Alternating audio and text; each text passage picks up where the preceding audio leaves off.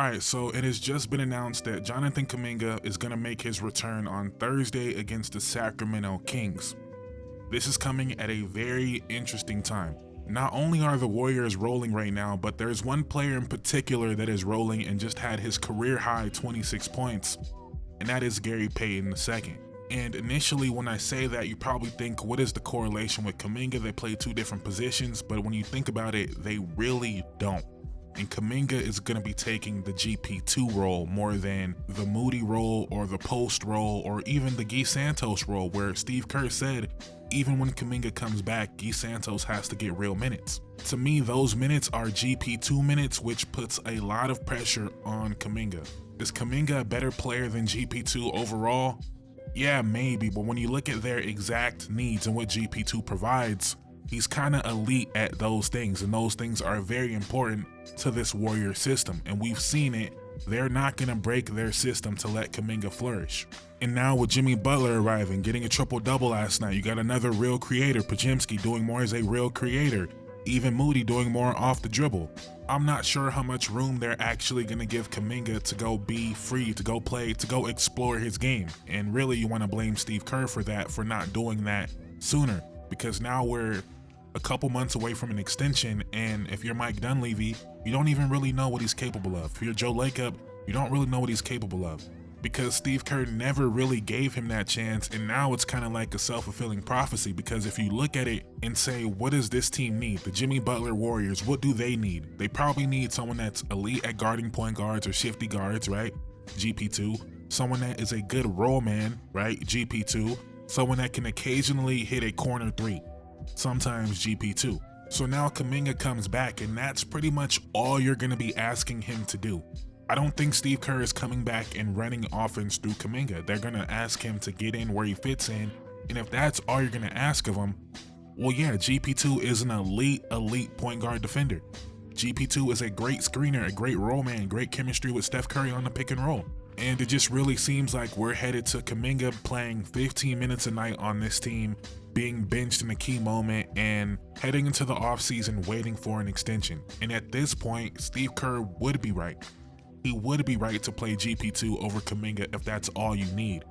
But you never really even gave Kuminga a chance to show he could do more. Went on and got Jimmy Butler, okay, that makes sense. But now Kuminga come back and be this role player. It's kind of like you never wanted him to be more than that. But we'll see what happens. It is extremely fascinating, but just looking at the minutes from last night, where the Warriors only played 9 guys last night, and Steph Curry played 34 minutes, Jimmy Butler played 35, Draymond 28, Post 25, Moody 30. If I had to guess, Post minutes probably come down a little bit. Looney played 20 minutes, those come down a little bit. Buddy Hield played 25, maybe that comes down to 20. That's still only like 15 minutes for Kuminga. Now GP2 played 28, and that's where I'm saying those minutes are going to come from. But if you're not a better defender, you're not a better shooter, you're not really a better passer, you're not this elite rebounder, and what I'm saying sounds like Kuminga is trash, by the way, just saying it out loud like that. But if we don't have time to explore what you're great at, and we have Jimmy Butler and Steph Curry as our creators, and we just need you to play elite defense and be a great finisher, well, GP2 is elite at that. So it's going to be tough. It's going to be tough. Steve Kerr has some tough decisions. I think Buddy Hield versus Kuminga is going to be a tough decision. True like elite play finishers, at least in theory with Buddy Hield. When he's shooting well, he's an elite play finisher.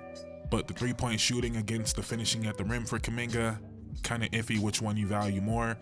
It's going to be fascinating. It's going to be fascinating. Does Kuminga come back and just mess up all the rhythm they built up, which was a similar situation to last year, where Kuminga was playing extremely well. He gets hurt, Wiggins comes back, they end up winning some games, and then down the stretch into the play-in, Kuminga doesn't play. And that was before they had Jimmy Butler. And think about how bad things were for the Warriors last year, where, you know, all the complaints about Wiggins, all the complaints about Clay, and at the end of the year, those guys were still playing over Kuminga.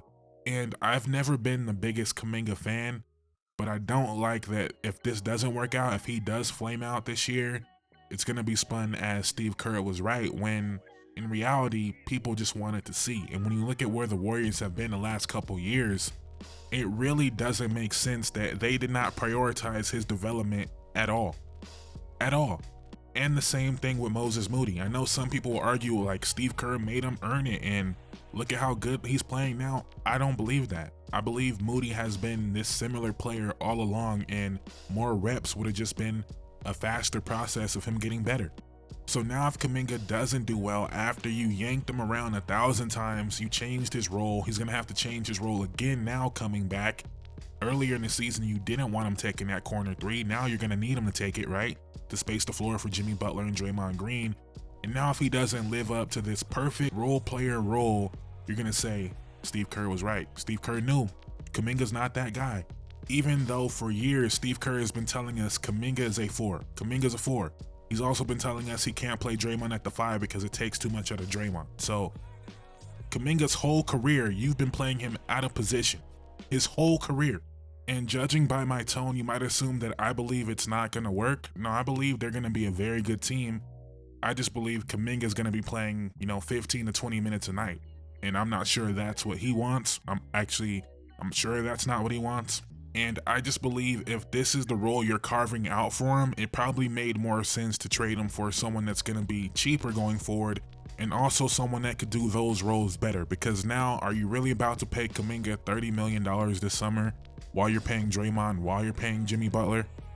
To me, that just doesn't seem like great asset management all the way around.